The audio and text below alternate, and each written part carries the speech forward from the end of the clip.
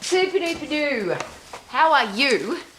And do you ever get sad or disappointed or upset, perplexed, annoyed, any of those words? Because you've got people in your life who you care about and they seem to be miserable, grumpy, they're not living their life, as I say, to the max. And you've got great advice, you've got things that they could be doing that could help them be successful, be happy, be healthy, fit and strong, and they just choose not to live that way. It's one of the really sad things in my life. I have an international fitness business college, and I was inspired at a very young age to have a career or business that I love so that I would never have to work for somebody else. I would never have a lousy, stinking, rotten job. And I set about at the age of 13 to get all the skills, tools and knowledge that I needed to be able to live my life that way.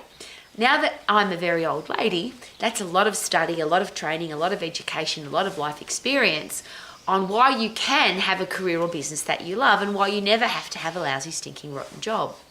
So you can imagine for me it's very sad, perplexing, fascinating, interesting, whatever word you want to use, when I see so many people who are miserable in their job. And people often share with me, I wish I could have a career or business that I love, but I'm stuck in my job. And of course, you're never stuck in a job. And the really sad thing about that statement is a lot of those people that get stuck in that job end up either being fired from that job or made redundant, or something happens that that job is no longer available to them. And then they're really angry because they wasted so much time doing something in a job that they hated, and then they ended up getting fired or made redundant.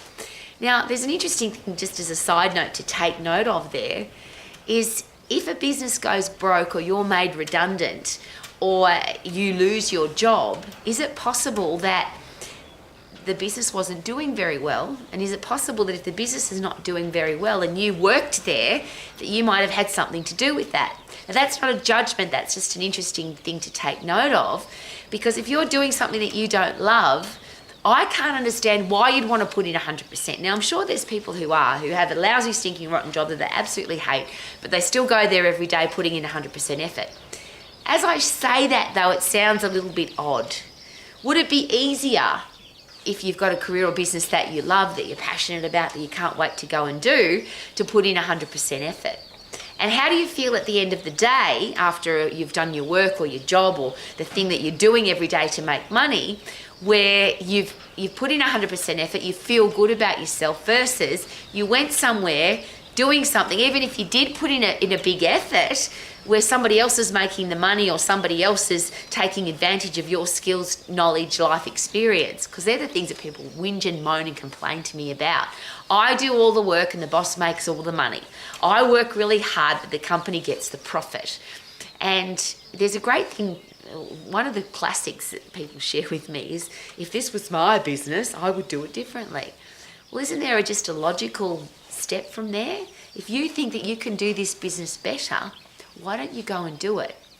If you're going to complain about something, I would do it better, then go and do it and prove the person, whoever owns the business or runs the business, and you think they aren't doing it very well, why not go and do it yourself? Versus complaining about the job that you're in. Now, I can't understand why people stay in a job that they don't like, because I've never done that. But is it simple to have a career or business that you love, or is it too hard? Is it possible that if you're in a job right now that you don't like, you either interviewed yourself into that job, or you stepped into it by accident? A lot of people share with me, I'm in this job because when I left school I was offered the job, it was good money, so I took the job, and now 20, 30 years later I'm still in the same job, even though I'm not passionate about it. And there's a lot of what we call middle-age crisis people who literally left school, got into a job, hated it this whole time, and now their life is midlife crisis. I don't want to do this anymore. I obviously chat with a lot of those people because a lot of those people were sports people, or they loved to be fit. They got involved in exercise when they were kids or teenagers, and now they want to turn that into their career. So can you do that? Doesn't matter what it is. Dancing, painting, singing, constructing, inventing, anything you want to do that you've been excited about your whole life, can you turn it into a business? And of course the answer is yes. And the business is very simple, and there's two parts. The first thing is, if you're doing what you're really passionate about, is it possible that you're more likely to be successful at it? That's number one. Number two, if you're passionate about something, are you more likely to train, educate, do more ongoing training and education to get better at something, which means whatever you're doing will then add value to people's lives. So that for me is a sweet spot. Do what you're passionate about, keep getting better at it so that your skills, tools and knowledge are always better and better and better and better, which means you'll get the skills you need to run a business, for example, or the skills that you need to turn your hobby into a passion, into a business. And then if that product or service adds massive value to people's lives, they'll of course want to buy that product, invest money into your business, invest money into you. And if you have a look at the people that have successful businesses, successful careers, whether it's a dancer, a sports person, a builder or a lawyer, the people that are really successful at what they do, they live in that sweet spot. They're doing it because they love it. They'll all tell you that. I'm doing this because I'm passionate about it. Obviously, when you're passionate about something, you want to keep training and educating. No one's going to force you to go to a seminar or a conference or to do ongoing training, because you want to keep getting better at what you do. And of course, if you've got a product or service that adds value to people's lives, they're going to want to buy it. And because you want to get great skills, you'll learn how to sell it to them, market, how to live your life, adding value to your product and service that will then add value to other people's lives with that product or service. To me, that's very simple, and I'm very privileged I learned that at a young age. So why do we get stuck in a job that we don't like? A lot of people share with me, I need the money, I have to stay at this job. Is it possible that if you go and do something that you love, you'll become financially free because you'll be doing what you love and you'll be adding massive value to people's lives? You keep getting better at it. To me, that's just logic. You might need the support of your family and friends. But if I quit this job, my family won't like me or trust me or respect me, or they'll think I'm stupid. But I'm coming from a very personal place there. My father wanted me to be a lawyer. And I said to my father, I'm not going to be a lawyer. I'm going to be an exercise instructor. He said, no way. I ran away from home, became an exercise instructor, and I've been an exercise professional all of my life. And it took a long time, but my father eventually, I share this with you not to impress but to express, I was on the Young Rich list in Australia, so I was one of the richest people in Australia under the age of 40. And my father finally said, wow, you have a real job. Obviously what you're doing is you are good at it, you're successful at it. And he ended up being very, very proud of me. He used to call me his jumping daughter because I used to teach group exercise classes. And I'm sharing that with you because is it possible that if you don't think you've got your family support, that there'll come a time if you are financially wealthy, if you are really good at what you do, if you're recognised for being good at what you do because you have lots of customers or clients or lots of money, that your family will be then very proud of you, and they'll have to say, oh wow, you do have a real job. Life is either very long or very short. It could end tomorrow, or you could live to 120, 130. Wouldn't it be awful to live a really short life, and having not experienced life because you had a lousy, stinking, rotten job? And wouldn't it be awful to live to 120 having had a lousy, stinking, rotten job all of your life and wasted all that time? I'm sharing that with you to this is my begging position. You can do whatever you want to, of course, you're an adult. But I don't want our kids to think that they have to have a lousy job, that they have to go and do something they don't want to do to earn money to pay their lousy, stinking, rotten bills. Surely that's not a way to live.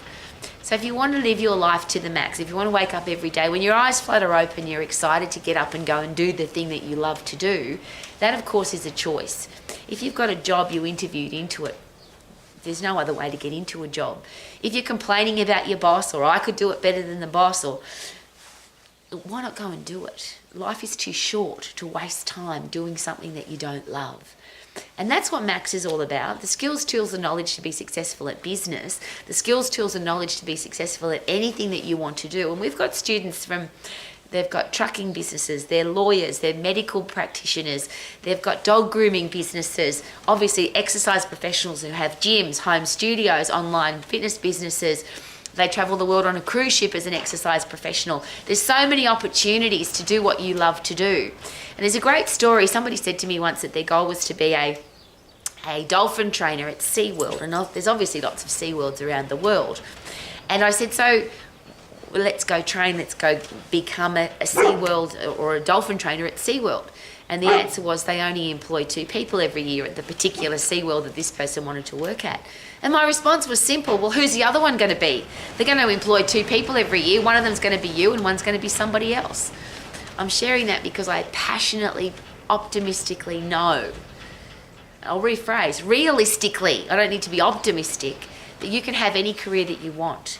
And I've got a foolproof plan for that, which I've shared it with every employer I've ever met. I've shared it with every coach, with every orchestra instructor, the person who decides who's going to be in the orchestra. I've shared it with every person that is responsible for bringing people into their team or their business. And every single one of them said to me, Rowie, if somebody did this plan, we would put them on the team, we would employ them, we would put them into our business, we would buy their product or service. So, of course, if you would like that foolproof plan, I'm very happy to share it with you and at absolutely no expense, because to me it's just common sense. If you follow this plan, you will get into the career that you want, you'll get into the business that you want, you'll be able to do the thing that you are the most passionate about, the thing that you are most excited about, and you literally can wake up every day living your life to the max.